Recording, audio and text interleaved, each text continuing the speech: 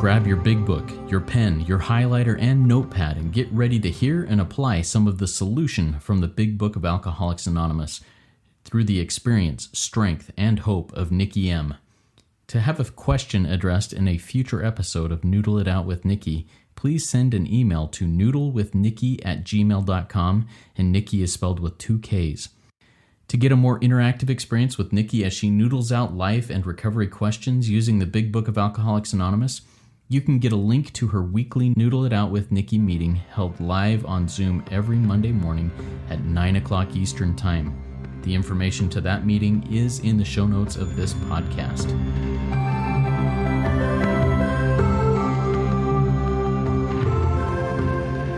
God morning, God afternoon, and God evening to all. My name is Justin B., and I am a son of an all-powerful and all-loving God and a qualifying addict of multiple fellowships, living in the miracle of recovery one day at a time, and I am here with the intelligent agent, spearhead of God's ever-advancing creation, and my co-host, Nikki M. Nikki, happy to have you here today. Tell us a little bit about what you're thinking about today. I'm just thinking how blessed I am. See, the obsession of gratitude removes everything. I have a sponsor, my current sponsor. I've had a few over the years. And I said, what's your first thought? And he said, thank you, God. And this was years ago. So I focused on that. So my first thought in the morning when I open my eyes is thank you, God. And then the obsession starts. So because remember, I used to wake up and go, why me? I used to wake up and go, I'm going to kill him. I used to wake up and go, I want. And now when I wake up and say, thank you, God, it just starts to flow. I have an obsessive mind. I must obsess about something. So I'm fantastic this morning. And I'm happy to have you here. Fantastic this morning and all, Nikki. All right. You all know I'm the steward of the RICO 12 family of RICO resources. And if you don't know, that's okay. But we got lots of things going on in RICO 12. And the mission of RICO 12 is to provide resources and things that really help people understand addiction and realize that addiction is a disease that can be treated and from which a person can live a happy, joyous, free, and productive life if they follow a few simple but not easy directions. And we are a self-supporting service and all of the things that we're working on, and you can find those in the show notes. You can find links to Noodle It Out with Nikki, her weekly meeting in the show notes also. These are all resources that can help you better understand and dive deep into life, into living the happy, joyous, and free life that God promises those who follow God. So I'd be grateful. We'd be grateful for any support you may want to give, and you can do that through the show note links. This project called Noodle It Out with Nikki M is an exercise and deep dive into finding solutions to questions, issues, and things we encounter in everyday life in the Big Book of Alcoholics Anonymous. We will bring a couple of questions from our own lives, from the lives of people we work with in recovery, and from the listening audience to the Big Book. So get your Big Book out, get ready to run around it, and make some notes. Nikki, grateful to sit down with you again this morning. What I'm going to ask you today is another question from somebody I spoke with recently. I talk to a lot of people, and you do too, in recovery who are working their recovery and not working their recovery, who are doing the steps and not doing the steps. And we get to hear a lot of different things. Well, this question I'm going to bring to you is about this person and their spouse. Okay, here it is. I'm experiencing the miracles of recovery in my own life. But even after 6 months of miracles and changes, my spouse still does not trust me and is not seeing the changes and refuses to do anything for their own recovery or healing. It isn't their problem, they say. What does the book say? Okay, what does the book say? It says I think it's on page 83. Let me just look here because I have my finger on something else, but it says, yes, there is a long period of reconstruction ahead. And then it says, tell your sponsee, we have to take the lead. See, we made decisions based on self. A remorseful mumbling that you're sorry won't fit the bill at all. And then you go further down, it says, the spiritual life is not a theory. You have to live it. Go down further. It says, they will change in time. There's your promise, new sponsee. It says it on the second paragraph. That says your family, your people, one's family, they will change in time. Why? Because your behavior, your changed behavior, your radically changed attitude will convince them more than your lame, stupid, silly, unimportant words. Oh, I'm sorry, Justin. It doesn't have all those adjectives, and I want to use even fouler ones with my sponsee one-on-one. I do, because I'm sick of the talk. See, we've got to remember 10 or 20 years of addiction, of drunkenness, of crazy acting out behavior makes a skeptic out of anyone. I have my sponsee write, who is your biggest skeptic? Oh, it's your wife? And you want her 6 months you're sober when you were a crazy lunatic for 6 years? Oh, I'm sorry. That's 6 times 6 years. You're right. 36 years you were in your addiction. And now you want your wife? Oh, and then further down, doesn't it say on the next page, this is not an overnight matter? Doesn't it say that? I mean, it tells you right here. On page 83, where it says, we need to be sensible. Are you being sensible? Are you being tactful? Are you being considerate and humble without being servile? I'm a piece of shit. I was an awful husband. Or are you standing tall and saying, I was wrong. I can do better. You deserve better. This is radical. See, I was on page 111, and let's go there with your sponsee. It says the first principle of success is that you, and this is to your wife, and you're going, well, my wife should never be angry. No, how about you, new sponsee? Put your name in there. What are you, John Doe? The first principle of success. Oh, but Nikki, it says to the wives. No, that's to you, the codependent, because you're worrying about what your wife and your brothers and your cousins and your mothers are thinking. So you, John Doe, should never be angry. How do you do that? Well, we're on page 111, and the previous 111 pages tell you how to do that. Not rocket science. And it says, even though you, see, your husband, how about you become unbearable because your wife's not doing what you want her to do? You need to go without rancor. It says patience, good temper are necessary. And then it says right here, our next thought, that's people who have recovered.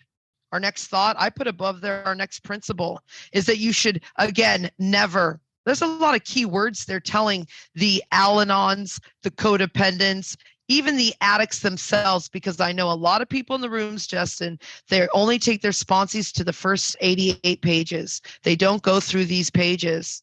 And I get a lot of big cowboys in my life that have been sober many years, and they're like, oh, we didn't read that part. Go, because it's to the wife. Should say to the cowboys, to the alcoholic, to anybody who's in a relationship. See, if your wife gets the idea that you're a nag, a killjoy, your chances of accomplishing anything sober will be zero. See, your wife is going to use that excuse, the lie. She's going to use that as an excuse, as a lie, to criticize you more, because she's going to bring back the past because she doesn't have a program. Oh, and everybody, don't forget this line, page 60.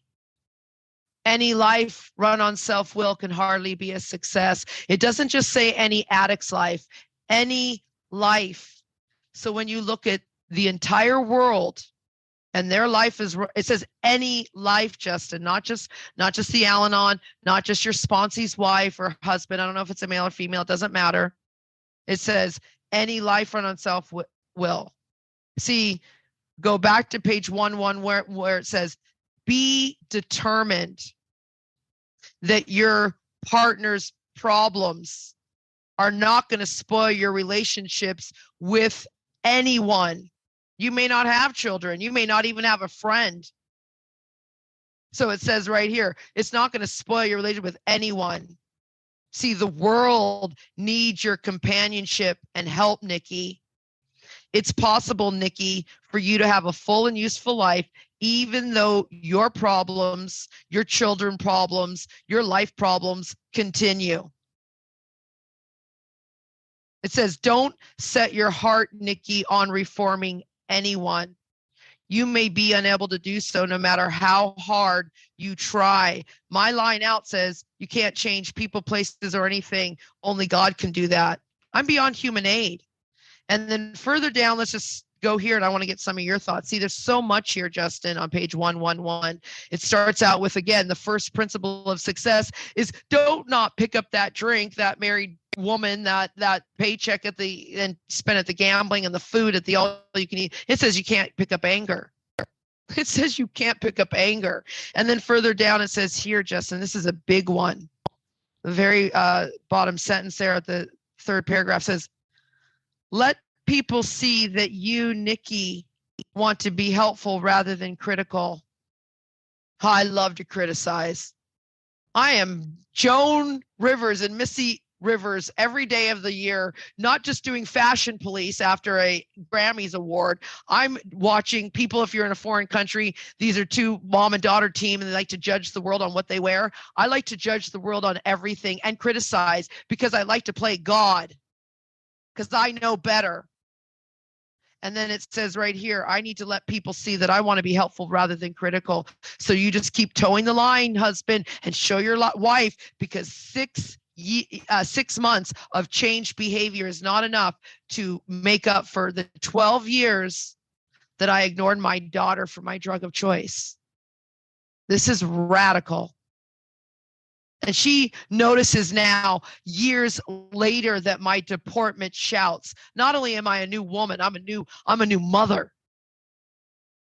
You understand, this is so radical. So there's a couple pages we went through on here about, it's just, this book is endless.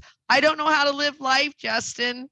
Well, if you burn your life into the ground, we're going to give you a big book of Alcoholics Anonymous, even if you don't drink, whatever your addiction is, if you're just addicted to fear. And we're going to give this to you. And it's free and it's endless.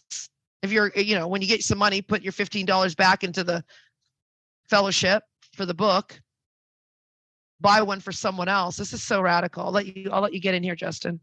Yeah. Thank you, Nikki. And as we talked about this, it took me back to the early days of my disclosure of my addiction to my wife. She pretty quickly went and sought support. She went into the rooms of recovery nearly 8 years before I did, after I talked to her about my addiction. She went in and got her own stuff going. And for the first couple of years, she was a nag. Justin, you need to go this. And I'm like, no, I cannot be seen in one of those rooms. I'm not one of those people. I am not one of those people. And after about a year and a half to 2 years, she just kind of laid off and was just working on herself. Yeah, she'd share with me some principles she learned, but she never said, Justin, you should do this. Justin, you should do that. She just lived her life. And I saw that light come to her, and I saw that happen. And over the period of time where I was still muddling in the darkness and just dying, I finally, after 7 or 8 years, said, okay, I got to do this. I see what's happening with my wife and how her life is coming back together, how her life seems to be in place and mine is not. And that made me willing to do that. And I think that's kind of, it's the flip side of what we talked about here. If I'm the addict and my life is coming together over a period of 7 or 8 years, the person that if they stick with me for that long, we'll see that light. We'll see that and say, hey, I've got to change. So there's a little bit of my personal story with that. Any thoughts or feedback on that, Nikki? Or? Yeah, absolutely. I want to turn to page 84 because Justin is just saying that even before he abandoned himself, started this amazing podcast to help other people, doing all the things when he was in the darkness, this promise was already coming true for him. Page 84. That God was doing for you, which you could not do for yourself, even before you walked into the rooms, Justin.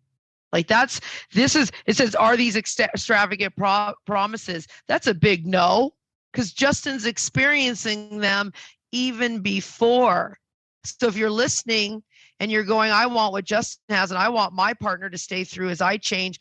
Well, you're hearing that, hey, what proved to be the flimsy reed is the loving and all-powerful hand of God working in Justin's life even before he follows the 12 steps.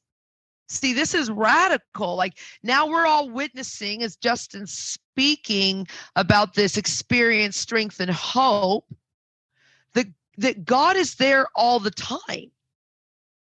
We're just not searching fearlessly for it. You're searching fearlessly for it in your addictions, and we don't need to list that, right? Like this is radical. And what I hear too is that even though God may have not said to your wife, here's the big book, here's page 120, your wife was already living it. Let's all just turn there, because, they don't tell the alcoholic this. They don't tell anybody, but again, it's into the wife, to the codependent, to anyone who loves, controls, martyrs, manipulate, manages. This sentence, this paragraph is written for you. Everybody needs to be an Al-Anon, if you ask me, or Coda. But no one needs to be in those rooms because they're all here in one room, the big book of Alcoholics Anonymous. Bottom sentence is or paragraph is what your life was living. We never. See, there's a double never there, Justin. It doesn't, and we'll probably talk about this a million times as we go through the years to come on Noodle with Nikki and Justin here. Never. They don't tell the alcoholic. We didn't even just read that on page 1:1. We're reading it right now. You double never. You never arrange a man's life. Somehow God put that sentence in your wife's brain. See, and then further down it says, God has either removed your husband's problem or has not. God has either removed your addicted daughter's problem, your son, your father's, your brother's problem, or has not. And then go down to I'm just skip around because there's so much in here. I like to hit the words. And then it says, the very last sentence says, your wife, and this is what she apparently did, she placed the problem, because Al-Anon says this, it says it in more words if she went to an Al-Anon program or S-Anon or whatever all these wives go to, all these Anon programs, and the husbands and the parents. We're supposed to place the problem along with everything else in God's hands. And family, do that with your kids the minute they turn 18. In my country, you're an adult. This is radical. Either God is everything or God is nothing. Page 53. There's no in between. See, worrying is a sin. They say it's the same as murder. There's no difference. Sin is sin. You're going to start classifying addiction as addiction. Oh, my addiction's worse than yours. Is it? Sin is sin. Like, it just make it make sense, everybody. Noodle it out here. Send a question to Justin and say how pissed off you are at what we said and talked about here so we can noodle it out here. Justin? Yeah. Oh, good stuff. Nikki. Good stuff. And man, it just makes me so grateful to be able to do some deep dive in here with you in this.